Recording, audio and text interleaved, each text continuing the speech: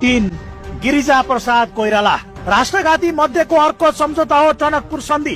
2048 मंसिरमा प्रधानमन्त्री गिरिजा भारत भ्रमणमा गए र पुरानो राणाकालको शारदा ब्यारेज सम्झौतालाई आधार मानेर टनकपुर सम्बन्धी नयाँ सम्झौताको मस्यौदा पेश गरे। गिरिजाले आँखा चिम्म गर्दै थप 100 वर्ष टनकपुर भारतलाई सुम्पिए। त्यति बेलै टनकपुर सन्धि राष्ट्रघाती भएको भन्दै आन्दोलनमा उत्रिएका मदन भण्डारीको हत्या 2050 जेठ 3 मा भयो। तर कसले गरायो रहस्यमै छ। नम्बर 4 शेरबहादुर देउवा। नेपालको सबैभन्दा राष्ट्रघाती मानिएको सम्झौता हो महाकाली सन्धि। शेरबहादुर देउवा प्रधानमन्त्री थिए।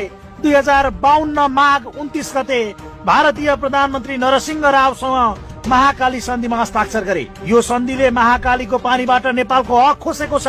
नेपाली पक्षले अहिले पनि महाकाली साझा हो, पानी आधा आधा हो भन्ने नारा लगाउँछ। तर भारतले नेपालतिर सुकाएर सबै पानी उतै लिएको छ। यसले लिम्पिया दुरा लिपुलेक र कालापानी क्षेत्रमा भारतीय अतिक्रमणलाई सहयोग गरेको छ।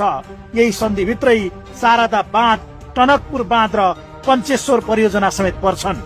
नम्बर 5 केपी शर्मा ओली र माधव कुमार नेपाल।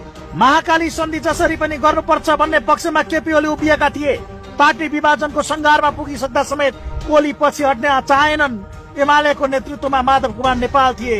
वामदेव गौतम सहितका 26 सांसद विपक्षमा उभिए। तर ओली माधव नै अघि बढेपछि संसदबाट सामान्य होइन 2 तिहाईका साथ पारित भयो। त्यसैले उनीहरूलाई अहिले पनि राष्ट्रघाती भन्दै आलोचना गरिन्छ। नम्बर 6 प्रचण्ड, शेरबहादुर देउवा र माधव कुमार नेपाल। राष्ट्रघाती सम्झौताको ट्याग लागिरहेको अर्को सम्झौता हो अमेरिकी सहयोग परियोजना एमसीसी। सडकमा आगो बलिरहेको थियो। तर शेरबहादुर देउवाको कांग्रेस, प्रचण्डको माओवादी र माधव कुमार नेपालको एकीकृत समाजवादी लगायतका दलहरूले संसदबाटै पारित गरिदिए। 2078 फागुन 15 गते मध्यरातसम्म संसद चलेको थियो। कसै गरी पारित नहुने अवस्था बनेपछि कांग्रेसका गगन कुमार थापा सहितले व्याख्यात्मक घोषणाको नयाँ तरिकाले ल्याए।